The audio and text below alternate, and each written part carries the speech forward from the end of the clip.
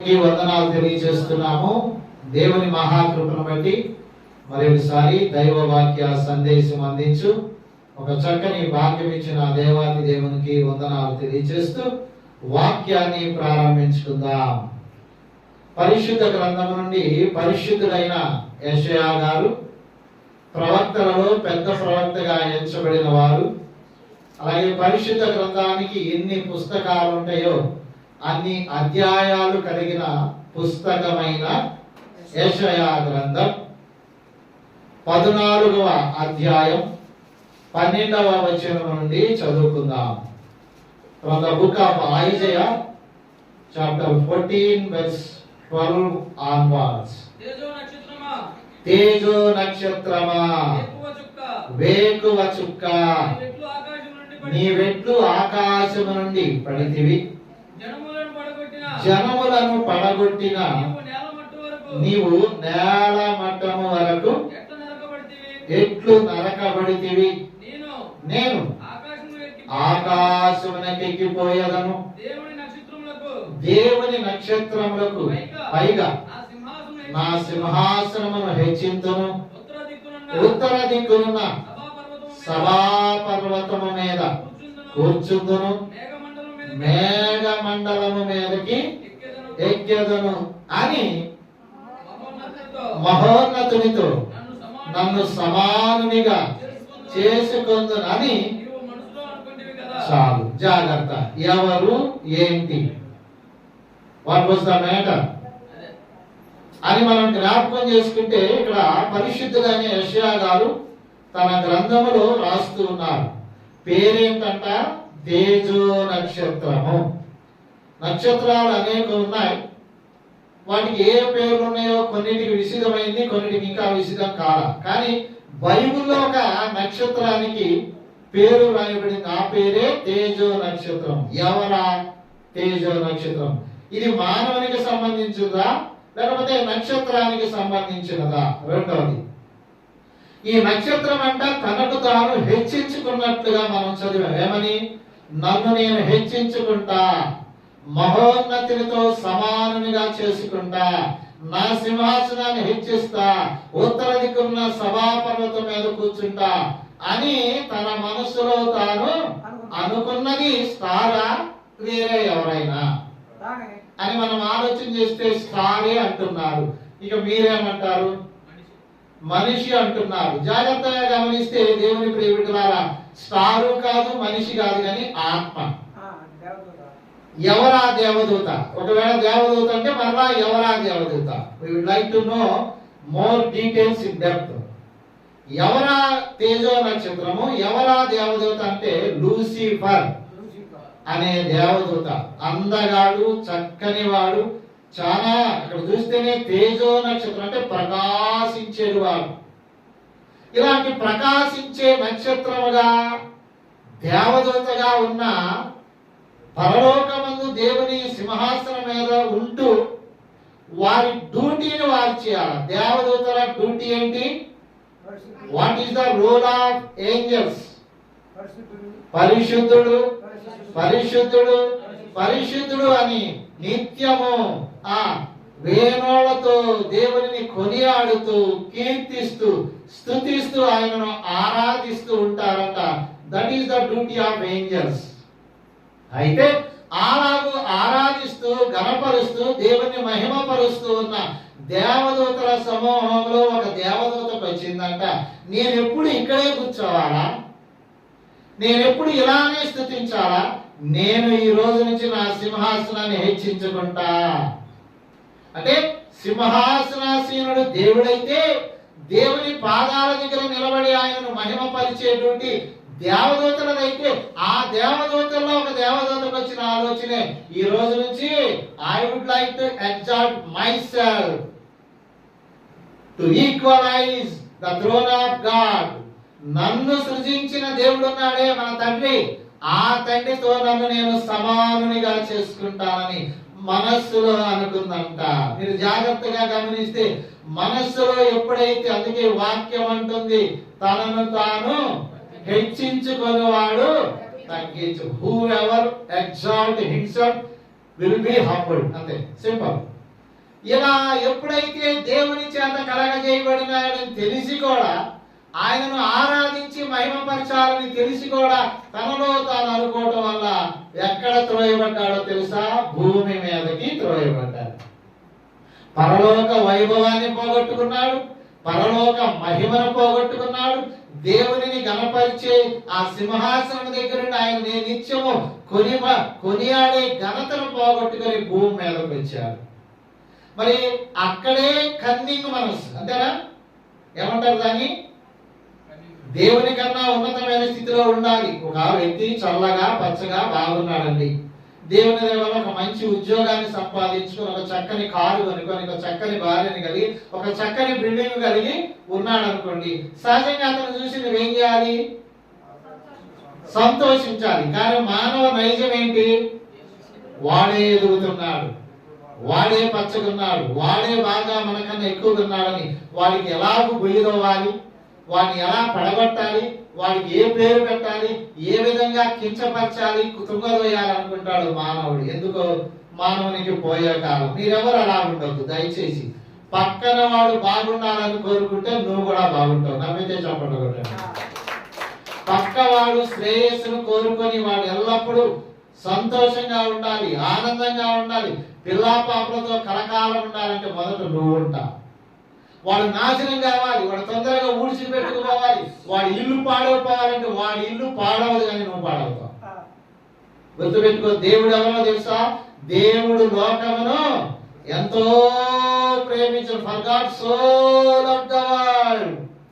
ఆయన నిన్ను ప్రేమించాడు, చర్చికి రాని వాడిని ప్రేమించాడు, మైకు ద్వారా వింటున్న వాడిని ప్రేమించాడు, ఇతరులను కూడా ప్రేమిస్తున్నారు. ఈ మతము ఆ మతం అని నువ్వు అనుకుంటున్నావు. దేవుని దృష్టిలో మతం లేదు, దేవుని దృష్టిలో కులం లేదు, దేవుని దృష్టిలో హెచ్చు తగ్గులు లేవు. అందుకే మనం అందరినీ ప్రేమిస్తాం, మనం అందరి కొరకు ప్రార్థన చేస్తాం. చెప్పండి కదా.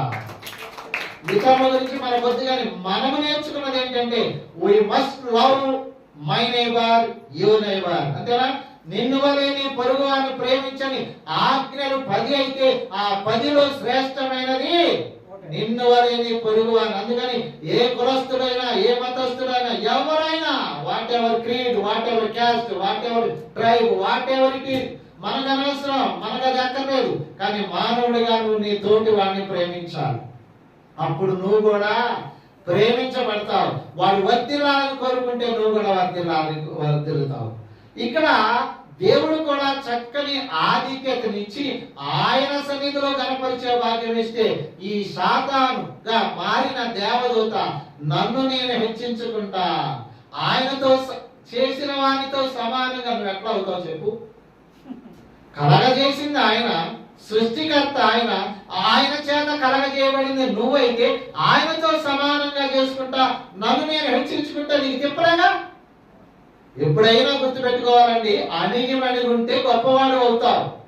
నిన్ను నువ్వు హెచ్చించుకుంటే వానర్ దగ్గర ఉద్యోగం చేస్తా, వానర్ని దెబ్బ కొడతా, వానర్ కన్నా ఎక్కువ చేస్తా అనుకుంటే అది ఎంతవరకు క్రమమో మనం ఆలోచన చేసుకోవాలి. అలాంటి పరిణామమే బైబిల్లో జరిగింది. కనుక మీతో చెప్పదలుచుకున్నది ఏంటంటే, అలాంటి గుణము మీకేమన్నా ఉంటే దయచేసి ఏం జరిగిందో చూస్తే భూమి మీదకే పడదోయబడ్డారు. ఇప్పుడు అక్కడ ఉన్న మనసు ఏంటి? నిత్యం ఆయనను ఆరాధించవలసిన వాడైన దేవదూత తనను తాను హెచ్చించుకుంటూ తనతో సమానులుగా చేసుకుంటానని ఒక దుర్బుద్ధి వచ్చినప్పుడు మరి ఇప్పుడు భూమి మీదకి వచ్చాడు. భూమి మీదకి వచ్చిన వ్యక్తి కాముగా, మరి మెల్లగా, ఏమీ తెలియని వాడుగా, ఎవరితో నాకు సంబంధం లేదని అంటాడా? ఇక్కడ కూడా తన ప్రతాపాన్ని మరి ప్రయోగిస్తాడా? ఖచ్చితంగా ప్రయోగిస్తాడు. ఎందుకంటే అక్కడే ఆ మనసు ఉంటే, అందుకే దొంగని తీసుకొచ్చి ఇక్కడ పెట్టినా, అక్కడ పెట్టినా, ఎక్కడ పెట్టినా ఆ బుద్ధి మారినంత కాలం ఏం చేస్తాడు? ఇంట్లో లేపుతాడు, వీధిలో లేపుతాడు, బ్యాంకులో లేపుతాడు, అవసరమైతే పోలీస్ స్టేషన్ లో కూడా లేపుతాడు. ఎందుకంటే లేపటం ఆయనకి ఇష్టం, అబద్ధం ఆడటం ఆయనకి ఇష్టం. అంటే అబద్ధం ఆడేవాడు ఇక్కడే అబద్ధం ఆడతాడంటే ఎక్కడికి పోయినా అబద్ధం ఆడతాడు. ఎందుకంటే అబద్ధాల పొట్ట. అలాగే ఇప్పుడు ఈ అందమైన దేవదూత పరలోక నివాసి అయితే అక్కడ నుంచి ఆ వైభవాన్ని పోగొట్టుకుంటే ఇక్కడికి వచ్చాడు. ఇక్కడికి వస్తే ఎవరున్నారు? మానవుడు ఉన్నాడు. దేవుని చేత కలగజేయబడిన ఒకే ఒక మానవుడు, తొలి మానవుడు ఆదాము ఉన్నాడు. ఆదాముతో పాటుగా హవ్వ కూడా ఉంది. చూద్దామా? ఆది కాండము ఎక్కడికి వచ్చాడు చూడండి, ప్రారంభపు అధ్యాయంలోనికి వచ్చాడు. The beginning book of Genesis from the Holy Bible, chapter 3 verse 1. దేవుడైన యెహోవా చేసిన సమస్త భూజంతువులలో సర్పము యుక్తిగా గలదయ్యుండెను. అది ఆ స్త్రీతో ఇది నిజమా? చాలు చాలు చాలు. ఇక్కడ పుల్ల పెడుతున్నాడు, మంట రేపుతున్నాడు, చిచ్చు పెడుతున్నాడు. అప్పటి వరకు పచ్చగా ఉన్న పరలోకాన్ని చిచ్చు పెట్టాలని చూశాడు, కుదరలేదు, భూమి మీదకి వచ్చాడు. ఇప్పుడు అప్పటి వరకు పచ్చగా ఉన్న ఒక కుటుంబం ఉంది, అదే ఆదాము గారి కుటుంబం.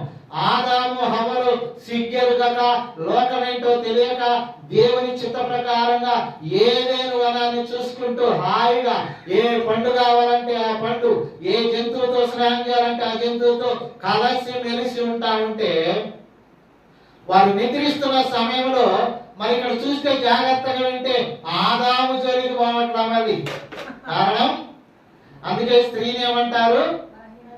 అంత నిజమేనా? స్త్రీ బలహీనమైన ఘటమేనా? మనం చెప్పండి, ఎవరంట స్త్రీ? బైబిల్ బోధిస్తుంది స్త్రీ ఎవరు? బలహీనమైన ఘటం అంట. మరి నిజమో కాదు మీరే అర్థం చేసుకోవాలి. బలహీనులు మరి పెత్తనం జలాయిస్తున్నారు, నీ అంతు చూస్తా అంటున్నారు, మీ ఇష్టమే. బైబిల్ మాత్రం బలహీనులు అంటుంది. మరి లోకంలో చూస్తే మరి అలా కూలిపోవడానికి కారణం, నిలబడటానికి కారణం, తొందరగా తేలటానికి కారణం, తొందరగా వెళ్ళిపోవడానికి కారణం, మరి ఎందుకో ఈ శక్తి ఇలా మారిపోతుంది. ఏదేమైనా వాక్యాన్ని బట్టి చూస్తే బలహీనమైన ఘటమని ఆ దినాన ఆ అందగాడుగా ఉన్న దేవదూతకే తెలిసింది కావాలి. ఆదాము జోలికి పోరా, హవ్వ జోలికి వెళ్ళి హవ్వతో అంటుందంట. అది కూడా ఎలాగా? భూమి మీద ఉన్న జంతువులలో ఎవరు తెలివి గలవాడు ఆలోచన చేస్తే ఆ సాతానుగా మారిన దేవదూతకు ఒక జంతువు దొరికింది. ఆ జంతువు పేరే పాము, సర్పం, సర్పెంట్. ఆ సర్పెంట్ ఆధారం చేసుకుని ఆ సర్పెంట్ లోనికి ప్రవేశించి ఇక మానవుని దగ్గరకు వచ్చి, అందుకే ఏ జంతువు అయినా కొద్ది గొప్ప మోత వచ్చిందంట, కానీ ఈ జంతువు అంట పక్కకు వచ్చి నిలబడే మోత రాకుండా కుయుక్తితో తెలివిగా. మరి అందుకే బైబిల్లో ఆ జంతువుకి ఎంత తెలివి ఉందంటే చాలా జ్ఞానయుక్తమైన, చాలా తెలివి కలిగిందిగా, లేకపోతే చాలా చురుకు కలిగిందిగా ఉంటదంట. అందుకే బైబిల్ అంటాడు పాము వలె, చెప్పండి, వివేకులు. పాముల వలె వివేకులు, పాము వలె చురుకుగా ఉండాలంట. పాము ఎలా ఉంటదంటే చాలా చురుకుగా ఉంటది, చాలా స్పీడ్ గా ఉంటది, చాలా మెరుగుగా ఉంటది. పాము ఎలా ఉంటదంటే చాలా పరిశుద్ధంగా ఉంటది. అంటే అందుకే దీన్ని సాధనంగా చేసుకోవాలనుకున్నాడు ఒక దేవదూత. వచ్చాడు, చూశాడు, ఈ సర్పం అయితే నాకు చక్కగా సహాయపడుతుంది అనుకున్నాడేమో. ఆ సర్పాన్ని వశం చేసుకొని ఏం చేశాడంటే మానవుల మీదకు ప్రయోగం చేస్తే, మరి ఇప్పుడు స్త్రీ ఎవరు? బలహీనమైన ఘటమన్నారు కనుక ఆమెకు ఒక చిన్న మాట ఏంటంటే అంతే, సృష్టి తిరగబడిపోవడానికి ఒక చిన్న మాట ఏంటో తెలుసా? ఇది నిజమా? Is it it? Is it it? ఇది నిజమా అనేసరికి ఆ మాట ఇవాళ ఎంత పెద్ద పని చేసిందంటే సర్వలోకాన్ని అలా తిప్పి పడేసిందండి. సర్వలోకమంతా తల్ల క్రిందలయ్యేటట్టుగా చేసింది. కారణం, ఎప్పుడైతే తన కుయుక్తిని ప్రయోగించి ఆ స్త్రీలో ప్రవేశించిందో, ఆ స్త్రీని లోపరుచుకుందో, ఆ స్త్రీ తక్కువ తిందా? ఆ స్త్రీ తక్కువ తిందా? ఆమె తినవద్దన్న పండు తినడానికి ఈ సర్పము ప్రేరేపిస్తే ఆమె వెళ్ళి కోసుకుంది, కోసుకున్న ఫలాన్ని తెచ్చుకుంది, తెచ్చుకున్న ఫలాన్ని తింది. అబ్బా వాట్ ఏ టేస్టీ టీస్ అంది. అంతేనా? ఈ ఆపిల్కాయ ఏం సరిపోద్ది, ఈ దానిమ్మకాయ ఏం సరిపోద్ది, ఈ ఇది ఏం సరిపోద్దని ఉన్న పండ్లన్నీ తింటున్న ఆమెకి ఆ పండు బాగుందంట. ఎందుకంటే అది బైబిల్ ప్రకారం అది ఎలా ఉందంట? అది రుచి గలదిగాను, చూపులకు అందమైనదిగా ఉందంట. అందుకే మనుషులు అలా లోన పొట్టలో ఏముందో చూడరు, అంతరంగం లేదు. మనిషి బాగున్నారంటే చాలా అసలు పెట్టేస్తారు. ఈ స్త్రీ కూడా వెళ్ళింది, ఆ అందంగా ఉన్న పండును తీసుకుంది, తిన్న తర్వాత వాటే టేస్ట్ అంది. మరి అంతటితో అయితే బాగుండేదిగా. కానీ ఆమె ఏం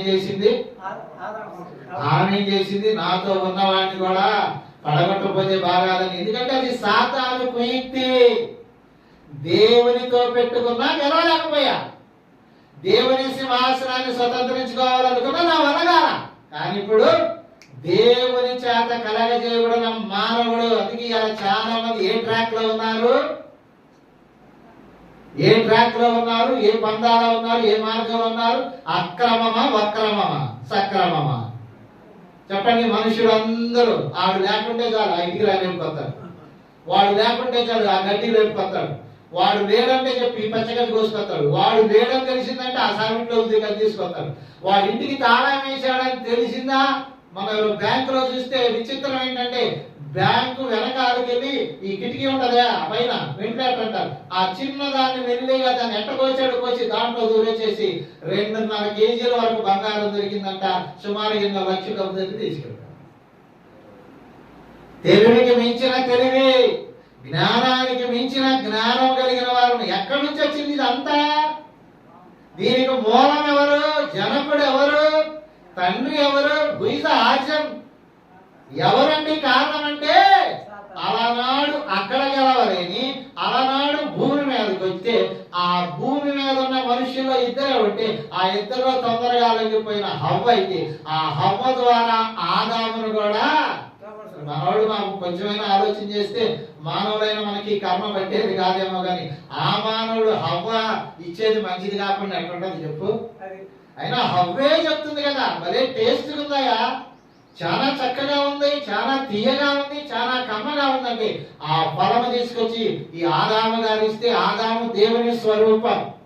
మరి దేవుని స్వరూపమైన ఆదామైన ఆలోచించాడంటే ఒక్కసారి కూడా దేవుడు మనకి ఏం చెప్పాడు?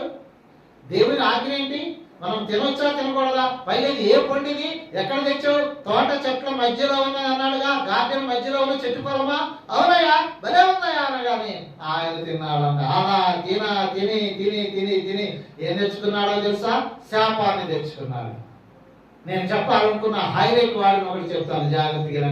అలా మానవులలో ఎక్కువ మంది ఎక్కడున్నారు చెప్పండి? మానవులలో ఎక్కువ మంది పాపమును పోలి నడుచుకుంటున్నారా, పాపము లేక నడుచుకుంటున్నారా? చెప్పండి అందరూ. అలా కనుకుంటే మన రక్షకుడి లోకానికి ఎందుకు రావాల్సి వచ్చింది? What is the necessity of the saviours come to the world? ఎందుకు వచ్చాడు? పాపులను రక్షించుటకు క్రీస్తు యేసు లోకానికి. అంటే మనందరూ మన మార్గం చెడిపోయింది, మన తలంపు చెడిపోయింది, మన క్రియలు చెడిపోయేదానికి వీళ్ళందరినీ రక్షించాలి. ఎందుకంటే మానవుడు ఎవరంటే మీకు తెలుసలేదు, సృష్టి అంతా ఆయన వలన కలిగింది, ఆయన చేత కలిగింది. కానీ మానవుడిని తన స్వహస్తాలతో చెక్కుకున్నాడు. చెప్పండి కూడా దేవునికి స్తోత్రం చెప్తాం. We are special unto the Lord. I am special, you are special. గుర్తుపెట్టుకోండి, మీరెవరు తక్కువడు కాదు. మీరెవరు కూడా ఎప్పుడన్నా వెళ్ళి నేను పనికి రాను, నేను ఎదవని, నేను పెద్ద దౌర్భాగ్యం అనగాకండి. నిన్ను కలగజేసిన వాడికి నువ్వు ప్రియమైన వాడివి. You are special, you are very very person to the Lord. నువ్వు చాలా విఐపి. గుర్తుపెట్టుకో, ఎప్పుడు కూడా తక్కువగా ఎస్టిమేట్ చేసుకోగల. అలాంటి గొప్పవాడవైన నిన్ను గొప్పగానే చూసుకోవాలనుకుంటే ట్రాక్ మారిపోయింది, పందా మారిపోయేసరికి అప్పుడు దేవుడు మానవుడిగా దిగొచ్చాడు. అయితే ఇంకా జాగ్రత్తగా నాది. ఈ పాపం ఎంత పవర్ఫుల్ అంటే, పాపం ఎంత పవర్ఫుల్లో తెలుసండి? దేవుడు దిగి వచ్చిన సువార్తను ప్రకటించిన కొందరు నమ్మారు, కొందరు నమ్మలేదు. అయినా పరంపర కొనసాగుతుంది. ఆ సత్యాన్ని చూపించాడు, మార్గాన్ని చూపించాడు, త్రోవను మనకు చూపిస్తే కొందరు ఆయన మార్గంలో. అందుకే ఇలా దేవుని సన్నిధికి ఎంతమంది వస్తున్నారు, ఎంతమంది రావట్లేదు? ఎంతమంది స్త్రీలు వస్తున్నారు, ఎంతమంది పురుషులే? నేనంటాను మీ యజమానుడేని. ఇలా విశ్రాంతి దినం కదండి, ఆయన విశ్రాంతి తీసుకుంటున్నాను అంటున్నారంటే ఎవరు? గుర్తుపెట్టుకో, ఇవాళ నీకు విశ్రాంతి తీసుకోవడానికి ప్రభుత్వం ఇచ్చింది ఏంటో తెలుసా? నీవు నీ దేవుని దగ్గరికి వెళ్ళి నిన్ను ఆరాధించుకో, ఆయనను ఆరాధించుకోవడానికి ఇచ్చాడు. అంతేగాని ఒక బాటిల్ తెచ్చుకొని, ఒక మాంసం తెచ్చుకొని టేబుల్ మీద పెట్టి తిని ఉత్సాహపడటానికి కాదు. అలాగైతే ఈ మాట జాగ్రత్తగా విను. ఎందుకో తెలుసా? ఈ సాతాను అక్కడి నుంచి బయలుదేరి ఇంకెక్కడికి వచ్చింది? భూలోకానికి వచ్చింది. మానవులు మోసం చేసింది అన్నాం. వింతైన మాట చెప్తున్నాను, జాగ్రత్తగా. ఎప్పుడు వినని మాట, ఎన్నడూ కనని మాటగా ఉన్న ఒక మాటను చూద్దాం. పరిశుద్ధ గ్రంథం నుండి. అక్కడే ఆగిపోయాడా? భూలోకంలో అంటే ఎక్కడ? నంగవారిపాలెమా, చుండూరా, గుంటూరా, హైదరాబాదా, అమెరికానా అని మనం ఆలోచన చేస్తే మీకు అందరి వార్త బైబిల్లోనే చక్కగా రాయబడింది. పరిశుద్ధుడైన పౌలు గారు తాను రాసిన 2వ పత్రిక అనగా తెస్సలోనికీయులకు రాసిన 2వ పత్రిక 2వ అధ్యాయము 4వ వచనం చదివితే ఇప్పుడు ఎక్కడున్నాడో you will be exalted, you will be amazed. నువ్వు ఖచ్చితంగా ఆశ్చర్యపోతావు. ఏది దేవుడు అనబడును, ఏది పూజింపబడును, దానంతటిని ఎదిరించుచు దానంతటికి పైగా వాడు తన్ను తానే హెచ్చించుకొని తాను దేవుడనని తను కనపరుచుకొనుచు. ఇప్పుడు విన్నారా? ఎక్కడ? దేవుని ఆలయములో కూర్చుండును కనుక ఏ విధముగాను ఎవడును మిమ్మల్ని మోసపరచకుండా చూసుకోవాలా. ఎక్కడున్నాడు ఇప్పుడు? Where is the resting place to shatter? ఎక్కడ? అందుకే సింపుల్ గా మాట చేద్దాం. నిద్ర ఎందుకు వచ్చింది? మళ్ళీ నిద్రపోయామంటే మీరు తిరుగుతారు. అనపాదాలపై ఎందుకు వస్తారు? ఆలస్యంగా ఎందుకు వస్తారు? కుదిరితే వస్తాం లేకపోతే ఎందుకంటారు? క్రమంగా ఎందుకు రారు అంటే ఇలా ఫోకస్ ఎక్కడ? దేవాలయమే. మీరు అనొచ్చు దేవాలయంలో కట్టొస్తారండి, దేవాలయంలో దేవుడు ఉంటాడుగా అంటే దేవాలయమే మనిషి ఆలయం, మనిషి హృదయం. దేవుని ఆలయమే మనిషి హృదయం కనుక ఇలా ఏకంగా వచ్చంట దేవాలయంలో కూర్చున్నాడంట. ఇప్పుడు నువ్వు ఎంత తెలివిగా ఉంటే తప్పించుకుంటావో you have to think yourself. నువ్వు తేలిగ్గా కూర్చొని ఆడతా పాడతా ఉంటే నేను ఆల్రెడీ బొట్లు వేసాడు అంతే. అందుకే లోకంలో చాలా మంది ప్రేమలు వగైరా అట్టా ఇట్టా చేస్తారు. ఏంటివన్నీ? వరుస లేవు, వాయి లేవు, అదా ఇదా అని తెలియకుండా నాకు నచ్చిందే నేను చెయ్యాలనుకుని చేసేస్తున్నానంటే క్రమము లేనిదేంటి? అక్రమము. అక్రమం ఎక్కడి నుంచి వచ్చింది? ఆదిలో నుండి పై నుండి దిగి వచ్చిన సాతాను అనబడుతున్న ఈ దేవదూత మానవులను లోపరుచుకుంటే ఆ లేఖనం ఎక్కడికి వచ్చిందంట? దేవాలయంలోకి వచ్చింది. కబడ్దారు నిద్రపోయే వాళ్ళు ఎవరు ఉంటే ఈ రోజు నుంచి నీకు అర్థం అవ్వాల్సిందేంటి? నువ్వు దేవుని బిడ్డవా, దెయ్యం బిడ్డవా? ఆ మాట అంటే మీ కోపం కదా. ఇక్కడ బైబిల్ ఏం చెప్తుందంట? దేవాలయంలో కూర్చున్నాను కనుక. మరి దేవాలయం కూర్చొని ఏం చేస్తాడు? చర్చిలోకి ఎందుకయా? చర్చిలో నా పేషెంట్లు ఉన్నారు, నా క్యాండిడేట్లు ఉన్నారు, వాళ్ళు రావటానికే వస్తారు అంతే. ఒక వెళతానికి వెళతారు, రావటానికి వస్తారు. అక్కడ వెళ్ళిన తర్వాత చూడు కావాలంటే అది అంజుడు, ఇది ఇంజుడు, ఇదిగో ఆయన తెలుసుగా నీకు. ఎవరు వీళ్ళందరూ? Who are they? They are the children of Satan. దేవుడేమో స్వరక్తం ఇచ్చి సంపాదించి మనల్ని సంఘంగా ఏర్పాటు చేసుకుంటే ఆ సంఘంలోకి వచ్చి కూర్చున్నాడంట. జాగ్రత్త, మీరు ఆదమర్చుంటే ఇంకా మీకే ప్రమాదం. రెండోది, సాతానుకు మరి ఒక పేరేంటో తెలుసా? నాశనం చేసేవాడు. మీకు తెలుసు కదా సాతానుకు చిట్ట చివరి గమ్యం ఏంటి? నరకం. సాతానుకు చిట్ట చివరి గమ్యం ఏంటి? మరి ఇప్పుడు సాతాను పోతూ పోతూ తానొక్కడే పోతాడా, ఇంకెవరైనా తీసుకొని పోతాడా? అలా అనుకుంటే ఆదాము వల్ల మోసం చేసేవాడు కాదుగా. అక్కడ గెలవలేకపోయాడు, ఇక్కడికి వచ్చి గెలిచాడు. ఇప్పుడు ఇక్కడికి వచ్చి గెలిచిన తర్వాత ఇంకేం చేస్తాడు? ఏదైనా తప్పు చేస్తున్నాడు ఇంకా బాగా కలిసి వస్తే ఏం చేస్తాడు?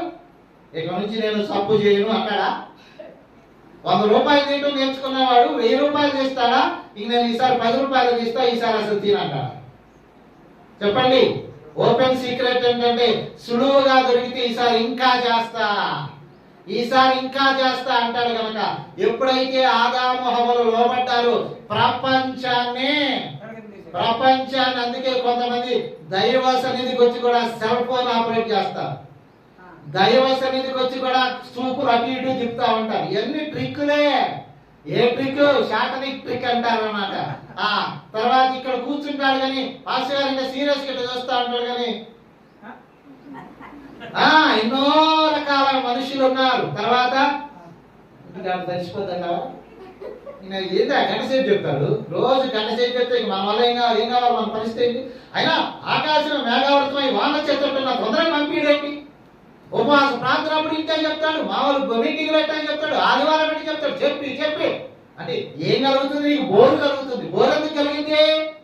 దేవుని ఆత్ముంటేనేమో కొత్త సంగతులు చెప్తాడు, ఇంకా చెప్తాడా అనిపిస్తుంది. దెయ్యం చొరబడితే ఏమంటదంటే బోరు కొట్టింది. అందుకే కొందరు డల్ అయిపోతారు, కొందరు నిద్రపోతా ఉంటారు, కొందరు ఎగ్గొడతా ఉంటారు, కొందరు ఫంక్షన్కి వెళ్తా ఉంటారు, కొందరు అక్కడ ఇక్కడ తిరుగుతారు. గుర్తుపెట్టుకో, నువ్వు ఏ ట్రాక్ లో ఉన్నావు ఇప్పుడు అర్థమైందా? నేను అంటున్నాను, ఇంతకు ముందు అక్కడ ఉన్నాడని విన్నాం, హవ్వలో ఉన్నాడని విన్నాం, ఆదాములో ఉన్నాడని విన్నాం. ఇప్పుడు ఎక్కడ ఉన్నాడు? చర్చిలో ఉన్నాడంట. మరి ఇప్పుడు చర్చిలో ఉంటే ప్రమాదమా? ఇక సాతాను ఎక్కడున్నా ప్రమాదమే. ఏ ఇంటికి వచ్చినా ప్రమాదమే, ఏ ఒంటికి వచ్చినా ప్రమాదమే, ఏ జంటలో జరబడినా ప్రమాదమే. కనుక అందుకే సాతాను ఎవరో తెలుసా? మీ విరోధి. అంతేనా? బైబిల్ ఏం చెప్తుంది? మీ విరోధి. ఎవరైనా ఈ విరోధిని నువ్వు ఎదిరించడానికి ఈ రోజు నువ్వు ఎలా ఉన్నావు? అక్కడ గెలవలేకపోయాడు, భూమి మీదకి వచ్చాడు. ఇక్కడికి వచ్చిన తర్వాత ఇక్కడైనా గెలవలేకపోయాడంటే ఇక్కడ గెలిచాడు. ఆ గెలవటం ఇలా మానవుడు. అందుకే మీరు చూస్తే ఈ దినాన దేవుని నమ్మిన బిడ్డలు ఎంతమంది ఎన్ని విధాలుగా మేము ప్రయత్నం చేసి రండి వినండి రక్షణ పొందండి అంటే ఎంతమంది వస్తున్నారు? నువ్వు గొంతు చించుకున్నా రామపాస్ గారు, ఎందుకో తెలుసా?